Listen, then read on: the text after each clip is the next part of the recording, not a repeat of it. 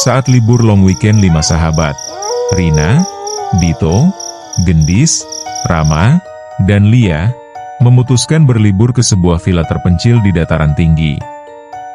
Villa itu besar, bergaya kolonial, dan sedikit terlalu sepi.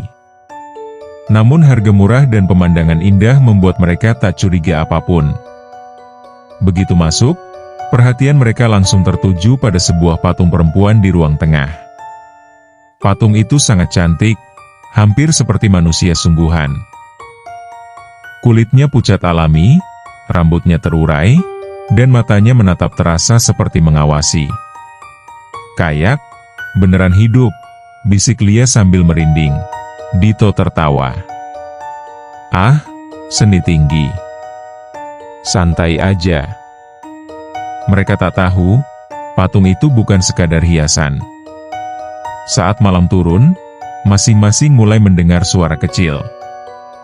Gendis yang sedang menyikat gigi melihat bayangan perempuan berdiri di pintu.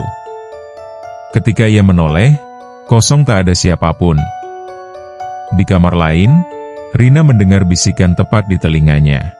"Tolong keluarkan aku." Ia mengira itu suara Lia. Tapi ketika ia membuka pintu, koridor gelap dan kosong. Keheningan terasa amat sangat hening, terasa seperti menahan napas. Pada malam kedua, teror makin menjadi. Pagi hari, Rama menemukan goresan kuku panjang di dinding. Tidak berdarah, namun dalam, seperti dicakar sesuatu yang sangat kuat. "Siapa yang jahil?" serunya bertanya. Tidak ada yang mengaku. Malamnya, Dito bangun karena mendengar langkah kaki. Pelan, berat, mendekat. Saat ia mengintip dari kamar, jantungnya hampir berhenti. Patung cantik itu berdiri di depan tangga, menghadap langsung ke arahnya, padahal sebelumnya posisinya di ruang tamu. Mata tajam mengerikan itu tampak berkilat, hidup.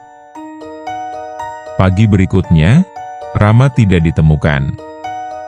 Setelah mencari, mereka mendengar suara dari gudang bawah tanah. Ketika mereka membuka pintu, Rama duduk terdiam di pojok, tubuh kaku seperti membatu, kepala menunduk. Ia masih bernapas, tapi matanya kosong, seolah seluruh pikirannya dicabut. Rina menangis. "Kita harus pergi." Namun ketika mereka mencoba keluar, semua pintu villa tidak bisa dibuka, seperti terkunci dari luar. Patung itu kini berada di tengah ruangan, menghadap langsung ke mereka, seolah menantang. Malam itu, listrik padam. Dalam cahaya lilin, Gendis menemukan buku tua yang tersimpan di laci. Di dalamnya ada foto seorang gadis, sangat mirip patung itu. Catatan di bawahnya tertulis, "Dia dikurung dalam bentuk yang tak bisa mati. Jangan biarkan dia bebas." Terdengar suara Lia berteriak dari lantai atas. Mereka berlari naik. Lia berdiri di depan jendela, wajah pucat ketakutan. Di belakangnya, patung itu sudah berada di kamar, padahal mereka baru meninggalkannya di bawah. Rina menjerit. Dito dan Gendis menyeret Lia keluar, namun Lia tampak kacau dan tidak sadar. Ketika mereka menengok kembali, patung itu menghilang. Lampu berkedip cepat.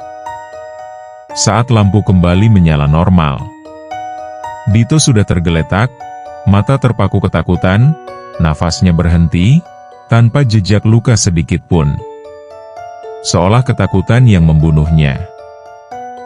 3 orang yang tersisa. Rina, Gendis, dan Lia berlari turun ke ruang tamu. Mereka menemukan patung itu berdiri tepat di depan pintu keluar. Kali ini posisi patung berubah, tangan terangkat seperti hendak menyentuh sesuatu. "Jangan lihat matanya," teriak Gendis. Terlambat. Lia menatap mata patung yang gelap itu. Dalam hitungan detik, Lia tertawa histeris, lalu menjerit sambil memukul-mukul kepalanya sendiri. Ia berlari ke dinding, menabrak berkali-kali hingga tubuhnya tak sadarkan diri. Gendis dan Rina menjerit ketakutan. Patung itu perlahan tersenyum. Pagi harinya, warga menemukan villa terbuka. Tidak ada patung yang tersisa, hilang entah kemana. Namun mereka menemukan Dito dan Rama telah meninggal tanpa luka. Lia, Gendis, dan Rina masih hidup. Tetapi ketiganya hanya bisa tertawa, menangis, dan berteriak tanpa jeda, seolah sesuatu mengacak pikiran mereka. Ketika polisi memeriksa ruangan tengah, mereka menemukan satu hal. Di lantai kayu ada bekas geseran kaki. Seolah patung itu berjalan keluar sendiri.